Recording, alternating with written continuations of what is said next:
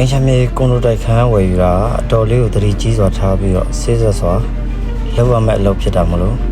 စားလို့မကောမှားလို့ကုန်ဆိုတော့ဆိုရိုးစကားလည်းရှိနေတာဖြစ်တဲ့အတွက်ကြောင့်အမှုခင်းဖြစ်နေတဲ့မြေဝယ်မိတာပိုင်ရှင်အစ်စ်မဟုတ်တဲ့သူလိန်လေသူတွေထံကနေဝယ်မိတာအမွေကိစ္စအရှုပ်ရှင်းရှင်းနေသူတွေထံကနေဝယ်မိတာမျိုးတွေ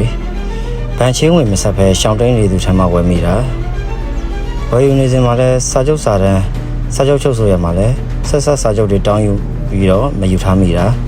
စာချုပ်ပါအချက်လက်တွေကိုစိစက်သေးချာတိကျစွာထည့်သွင်းမချုပ်ဆိုမိတာဝယ်ယူပြီးနောက်ပိုင်းမှာလည်းလက်ရောက်ရယူမှုမရှိခြင်းတို့ဟာတစ်ချိန်မှာဝယ်ယူသူလူကြီးမင်းကိုနောင်နာကြီးစွာရစီမှာအသေးချပဲမို့